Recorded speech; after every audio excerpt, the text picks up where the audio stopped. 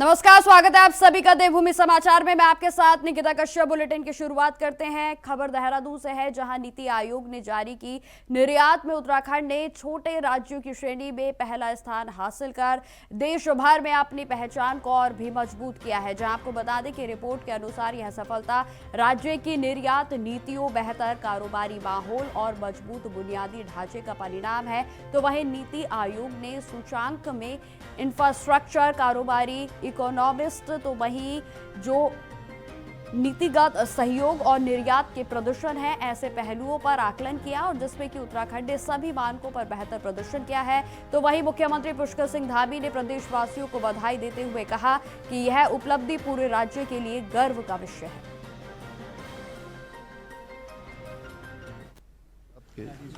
उत्तराखंड को हमारे जो ऐसे हिमालयन राज्य हैं, इन राज्यों की श्रेणी में तैयारी सूचकांक पहले नंबर उस इंडेक्स में हमारा आया है। ये हमारे लिए बहुत प्रोत्साहन भी है और आगे काम करने के लिए प्रेरणा भी है। हम आदरणीय प्रधानमंत्री श्री नरेंद्र मोदी जी की प्रेरणा से, उनके मार्गदर्शन में लगातार जो भारत सरकार के नियम हैं या नीतियां हैं, उन सभी को धरातल पर उतार रहे हैं और उसके अनुरूप कार्रवाई कर रहे हैं। और उत्तराखंड आज कई मामलों में देश के जो अग्रणी राज्य हैं, उन राज्यों की श्रेणी में आ रहा है। ये हमारे प्रधानमंत्री जी के कथन को भी चरितार्थ कर रहा है कि 21वीं सदी का ये दशक उत्तराखंड का होगा।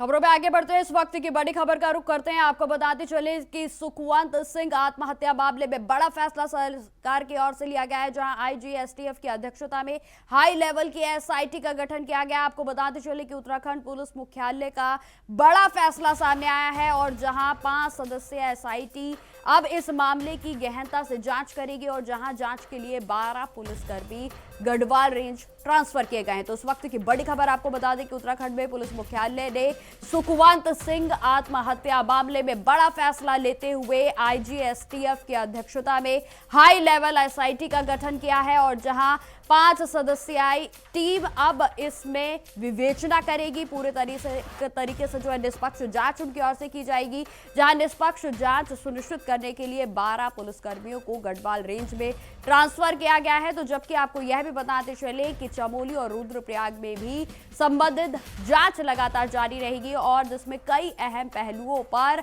अब जांच होगी, जिसमें कि आपको बता दें कि 5 सदस्यीय टीम एसआईटी का गठन कर दिया गया है और जिसमें अब जो जांच थी उसको और भी हाई लेवल पर किया जाएगा। तो इस वक्त की बड़ी खबर आपको बता दें कि उत्तराखंड में पुलिस मुख्यालय का बड़ा फैसला सामने आया है, जिसमें सुखवंत सिंह आत्महत्या मामले पर बड़ा फैसला लिया गया और एसआईटी का गठन किया गया है।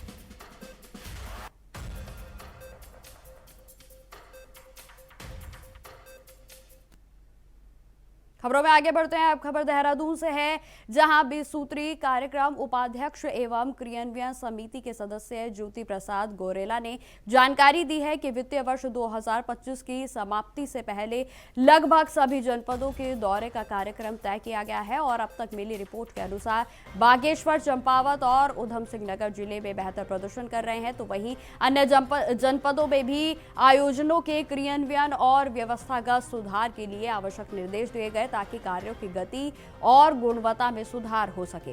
तो वहीं उन्होंने यह भी कहा कि जिन जनपदों में क्रियान्वयन की कमी है या फिर व्यवस्थागत खामियां सामने आई हैं, उन्हें मौजूदा वर्ष में दुरुस्त किया जाएगा।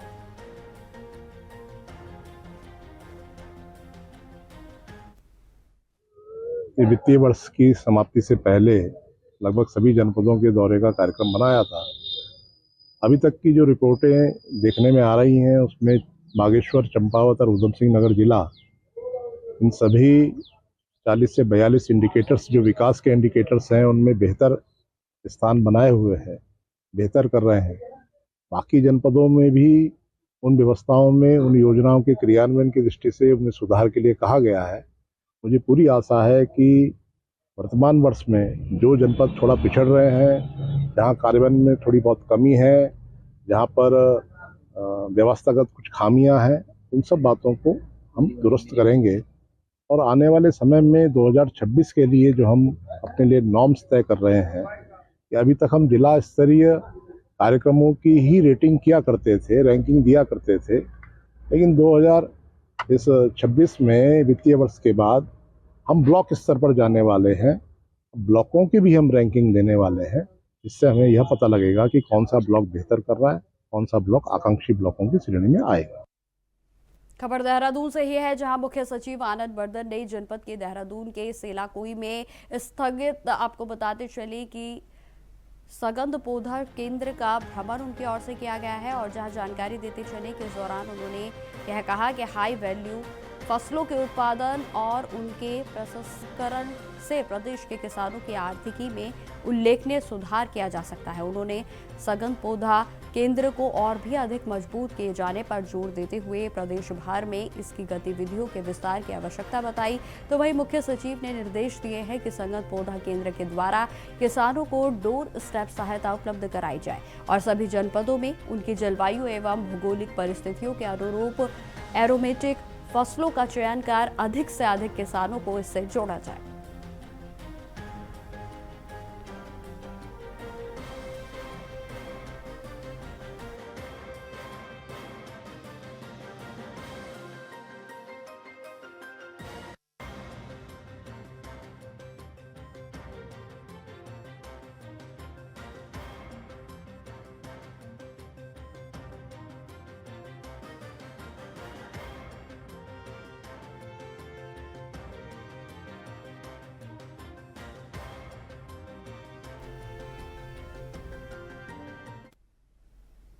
खबरों में आगे बढ़ते हैं। अब खबर कोटद्वार से है, जहां भारतीय सेना की अग्निवीर भर्ती रैली की शुरुआत उत्साह और देशभक्ति के माहौल में संपन्न हुई। आपको बता दें कि उद्घाटन दिवस का विशेष महत्व रहा, क्योंकि इसी दिन सेना दिवस भी मनाया गया है और इस मौके पर युवाओं ने सेना में शामिल होकर देश सेवा करने का जोश साफ तरह से जो है उनमें नजर आया। और जहां भर्ती रैली के पहले दिन उत्तराखंड के चमोली जिले से बड़ी संख्या में युवाएं पहुंचे और जहां आपको बताते चले कि अग्निवीर जीटी के पदों के लिए 1100 से अधिक प्रतिभागियों ने भर्ती प्रक्रिया में भाग लिया है और जहां कड़ाके की ठंड और सुबह छाए घने कोहरे के बावजूद युवाओं का उत्साह कम नहीं हुआ और जहां मैदान में उन्होंने अपने शारीरिक दक्षता व अनुशासन का बेहतरीन प्रदर्शन किया है। तो वहीं भर्ती अधिकारियों ने पहले दिन की भागीदारी और प्रदर्शन की सराहना करते हुए आने वाले दिनों में भी और अधिक युवाओं के बेहतर प्रदर्शन की उम्मीद जताई।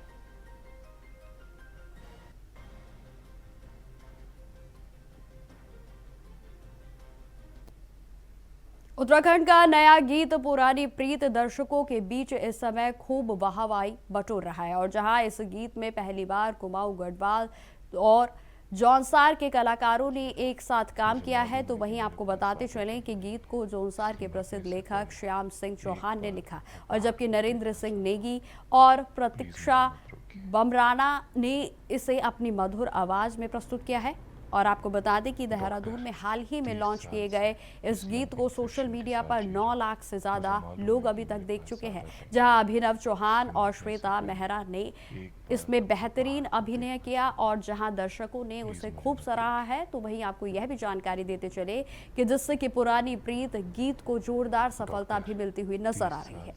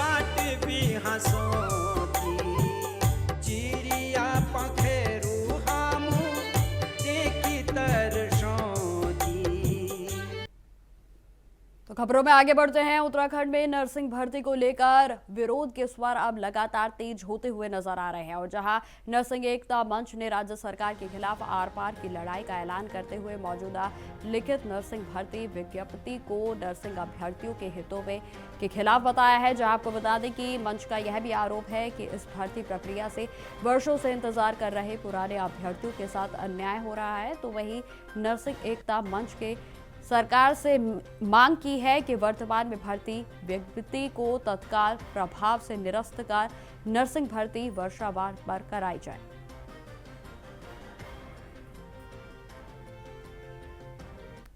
अनदेखी सरकार के द्वारा किया जा रहा है और कहीं ना कहीं सिर्फ मौखिक आश्वासन ही हम लोगों तक दिए जा रहे हैं, चाहे स्वास्थ्य मंत्री जी द्वारा हो चाहे माननीय मुख्यमंत्री जी द्वारा हो। वो हमें सिर्फ एक मौखिक आश्वासन ही दिया गया है कि आपके मांगों पर विचार किया जा रहा है। और इसी संदर्भ में इन दिनों के जो ये बीते हुए दिन है, इतने दिनों में हमें 40+ विधायकों के जो हमें समर्थन लेटर प्राप्त हुए हैं वो भी हमारे द्वारा जमा किए गए हैं स्वास्थ्य मंत्री जी के पास। और कहीं ना कहीं उसके बावजूद भी अभी तक हमारे लिए रिटर्न में कुछ भी प्रस्ताव नहीं आया है। और इस सर्द भरे मौसम में हमारे लोग एकता बिहार में लगातार वर्षवार भर्ती के लिए प्रदेश प्रवक्ता के पद पर हूँ।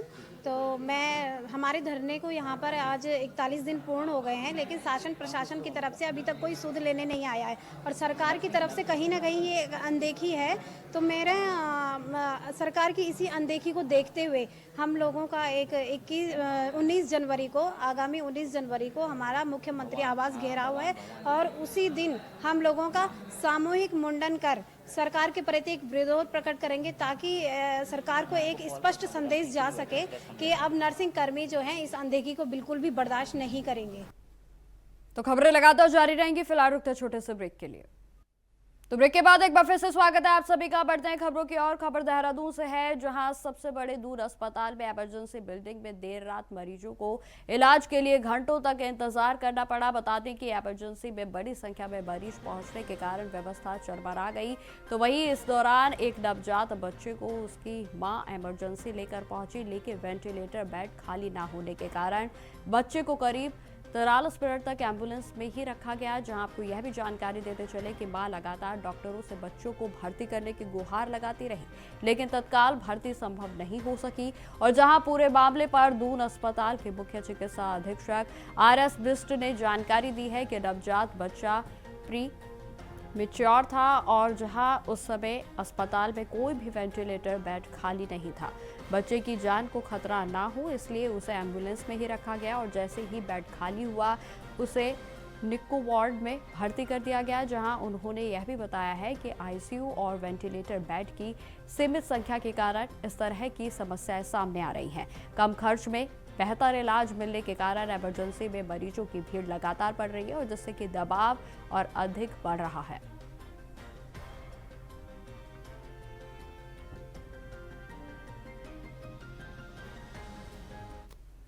अब खबर पौड़ी जनपद से है, जहां बाड़ा गांव में गुरुवार की सुबह गुलदार के हमले से एक नेपाली मूल के व्यक्ति की दर्दनाक मौत हो गई।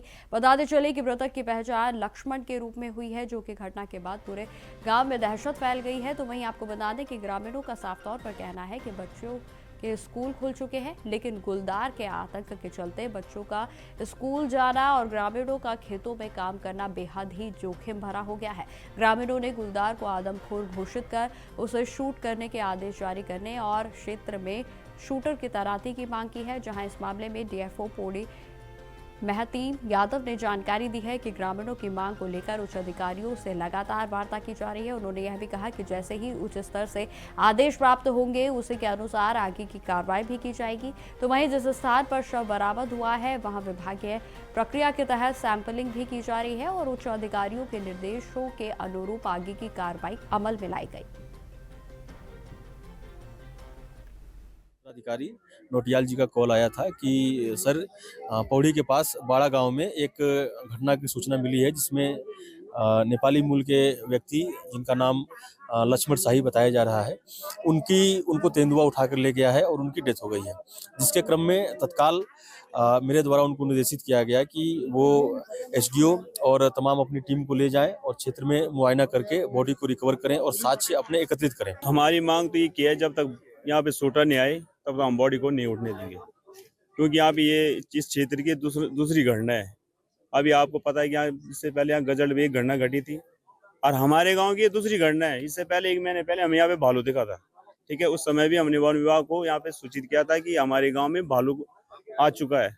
ये थोड़ा आए, उसके बाद इन्होंने कोई कार्रवाई नहीं की, है ना। अब परसों गजल में एक जो बाघ मारा था, उससे थोड़ा लोगों को ये होगा कि यार चलो बाघ तो मार दिया है, सब लोग वो हो गए थे, मतलब शांत हो गए थे। आज सुबह सुबह उनका एक मगरणी होती है, आज 15 तारीख का, नेपाल मूल में, तो धारा से नहा के आ रहा था, यही सड़क से ही उसको उठा के ले गया। अब खबर उत्तरकाशी से है, जहां सरूखेत से दोबाटा बटकोट तक राष्ट्रीय राजमार्ग चौड़ीकरण को लेकर लंबे समय से चले आ रहे विवाद अब सुलझता हुआ नजर आ रहा है।